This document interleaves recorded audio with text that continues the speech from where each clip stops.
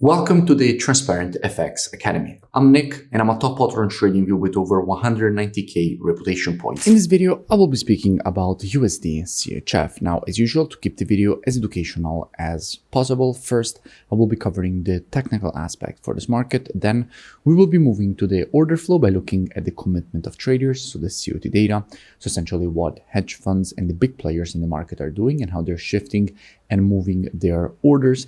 And by the end of the video, by using a combination of these two different types of analysis, we will try to understand where we have the highest probabilities for the next potential move here for this pair. So this is definitely a video you do not want to miss. If you're new to the channel, make sure to subscribe. This is the place to be for high quality free trading education. Now, without further ado, let's jump straight onto the charts.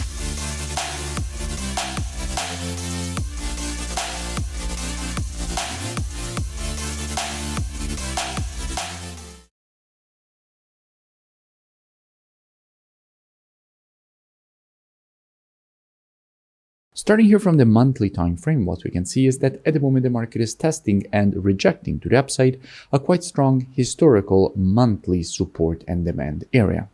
From here, in fact, all this previous rejection to the upside was created. At the moment the market is testing the exact same zone, has already started rejecting it to the upside. So in a situation like this, more bullish price action could be expected away from this area, continuing the creation of this double bottom from a monthly standpoint. That is definitely a possibility. The nearest level of resistance in this case would be this high, which is also a quite strong supply zone, as we can see, which was already respected by the market in both these occasions. And if the market will go and reach this area, at that point, we would have the possibility of establishing a range from a monthly standpoint. But at least at the moment, it is clear how the market is rejecting this monthly support, and we do have the nearest resistance at this zone. So there is some space for the market to potentially continue higher. Dropping down on the weekly time frame, what do we see? Now, from a weekly standpoint, we can notice a very clear inversion from a bearish trend to a bullish trend. In fact, we can see how the market was creating lower lows and lower highs. Then we had this horizontal accumulation phase. And after this horizontal accumulation ended, the market shifted to creating higher highs and higher lows. So in a situation like this, more bullish price action could be expected away from this area, further continuing the uptrend that the market has just created, because after creating this first impulse to the upside and correction, when the market then printed a new weekly higher high, so higher than the previous one here, at that point, what we had is the creation also of a higher low here, so higher than the previous one. And the next logical step would be for the market to first provide a correction and then a continuation higher, essentially printing a new weekly higher low and then a new weekly higher high.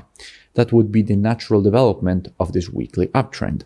Dropping down on the daily time frame, what do we see? Now, from a daily standpoint, we can notice a very clear impulse to the upside followed by a correction. Now, I did speak about USDCHF just a few days ago. When the market was here, I explained all the reasons for which we could expect this impulse to the upside. Then again, after the market gave us this move, I explained all the reasons for which there was a good probability to see first a correction and then the continuation to the upside, which again is exactly what the market gave us. And by the way, I will link in description these two previous analyses, so you can go and check them out for more free education. But before we dig deeper into what we have here on the technicals from a daily perspective, first, let's go and see what we have when it comes to the commitment of traders. So what the big players in the market are doing. Now, if we look at the data for the CHF, the first thing to keep in mind is that if we're looking at the data for the CHF, we're actually already looking at CHF USD, because all currencies on this spot are traded against the USD. But if you want information on USD CHF, we simply have to reverse everything. So if we see here that net positions have been decreased from minus 17.1k down to minus 32.6k, it shows how institutions have been moving to the bearish side for the CHF. Now, institutions shorting the CHF, so moving to the bearish side for the CHF, actually make USD CHF stronger. And we can notice, in fact, how if we look here at the shorts, we can see how we went from 25k to 38k shorts on the CHF from an institutional perspective. And as we just noticed, institutions shorting the CHF are essentially longing USD CHF because all currencies on the spot are traded against the USD. So moving back to the chart, what do we have? And by the way, if you still haven't, make sure that you join my free Telegram channel, which you find linked in description, so you never miss new updates. Now back to the analysis. So in a situation like this, from a daily perspective, we have an impulse followed by a correction. If we want to measure this correction after the impulse, we have to take our Fibonacci from the low to the high of the impulse leg. And this shows us how we have a 0.32, 50% and 0.618 Fibonacci retracements, all lining up exactly this area, therefore creating confluence of support inside of this zone.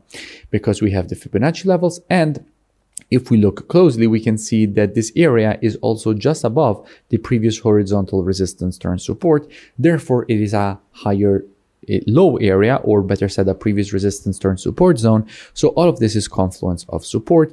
And inside of a confluence of support area, there is an increased probability of seeing even more institutional longing of USDCHF by institutions continuing to short the CHF. So in a situation like this, what would I expect? Well, as usual, trading is reactive and not predictive. The monthly, weekly, and daily timeframes combined with the COT data, those are the best timeframes when it comes to the directional aspect of the market. However, when it comes to identifying early shifts in the trend of a market, the best timeframes for that are the intraday timeframes, so 4 hour and lower. Therefore, what I would expect is that if this market would shift from an intraday bearish to bullish market at that point, I wouldn't be surprised to see a potential rejection to the upside, completing this daily impulse correction and impulse pattern to the upside. That definitely wouldn't surprise me. Now, if you want to learn more, I really suggest that you go and check out the transparentfxtrading.com website, which you find linked in description. Here, you have the possibility to gain access to the most complete mentorship program ever. You have the possibility to gain access to all my courses, which will guide you from the basics to the most advanced topics like automated algorithmic trading using the MQL4 language. Then you will also gain access to the trading station software with a Telegram notifications integration directly on your panel. You will also have the possibility to have one-on-one mentoring directly with me, as well as having access to the COT data software, which is the one that you see me use very often in my videos. And if you continue to scroll down on the website, you will see that you have the possibility to join and gain automatically access with the email and password that you will create during the registration process. So I really suggest that you go and check it out as soon as possible. The link is in the description, and I will see you on your student dashboard. If you enjoyed the video, make sure to drop a like, and also let me know in the comments below any new pairs or topics that you would like me to cover in the next videos. And I will see you in my next breakdown.